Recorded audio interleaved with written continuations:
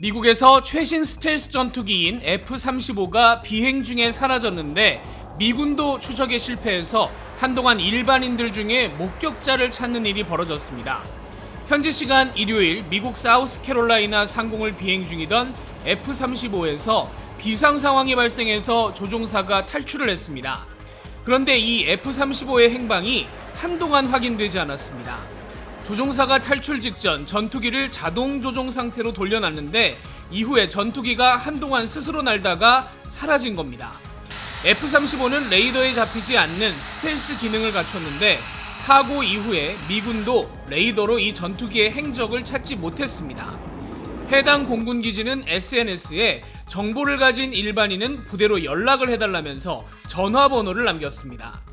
정치인들까지 도대체 어떻게 F-35를 잃어버릴 수 있느냐고 보챘는데 24시간 넘는 대규모 수색작전 끝에 결국 잔해를 발견하면서 상황이 끝났습니다. F-35는 한 대에 우리 돈으로 1,000억 원이 넘는 최첨단 전투기로 우리나라도 40대를 구매한 데 이어서 최근 25대를 추가로 도입할 계획을 발표했습니다. 뉴욕에서 SBS 김범주입니다. 미국에서 최신 전투기인 F-35가 비행 중에 사라졌는데 미군도 추적에 실패해서 일반인들 중에 목격자를 찾아 나섰습니다.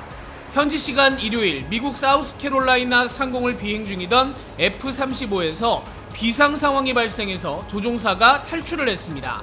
그런데 이 F-35의 행방이 현재 확인되지 않고 있습니다.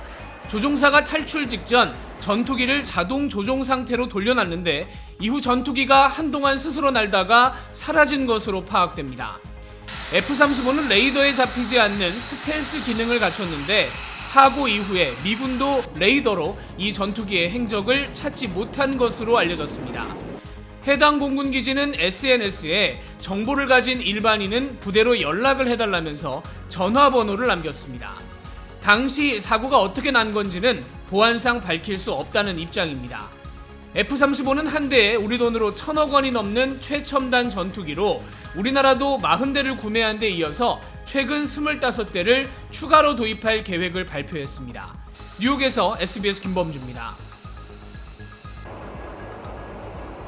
비행 중에 사라졌는데 미군이 한동안 추적에 실패해 화제가 됐던 스텔스 전투기 F-35가 조종사 없이 홀로 100km가량 비행이 가능했던 건 조종사 보호 기능 때문이라고 미국 해병대가 밝혔습니다. 비상 상황에서 조종사를 보조하는 비행 통제 소프트웨어 덕분에 사고 전투기가 사우스캐롤라이나주 시골에 추락하기 전까지 60마일 약 100km를 혼자 날 수 있었다는 설명입니다. 비행 통제 소프트웨어는 과도한 중력 가속도에 일시적으로 정신을 잃는 상황에서 발생할 사고를 막기 위해 탑재됐습니다. 미 해병대는 F-35 전투기의 위치 파악에 애를 먹은 원인으로 비밀통신 삭제 기능을 지목했습니다. 항공기는 보통 레이더나 전파 송수신기 코드를 통해 추적되는데 사고 전투기의 경우 조종사가 탈출하자마자 모든 비밀통신을 삭제하도록 설계됐다고 미 해병대는 설명했습니다. 사고 전투기가 피하 식별 신호는 계속 내보냈겠지만 항공관제 시스템에 탐지되지 않았고 뇌우와 낮게 깔린 구름 등 악천후도 수색을 어렵게 했다고 미 해병대는 전했습니다.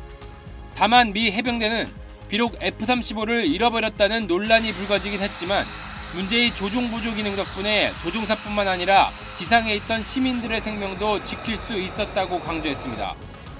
인구 밀집 지역에 추락하지 않고 멀리 떨어진 야지에 떨어질 수 있었던 건 이런 기능이 있었기 때문이라고 미 해병대는 주장했습니다. SBS 김관진입니다.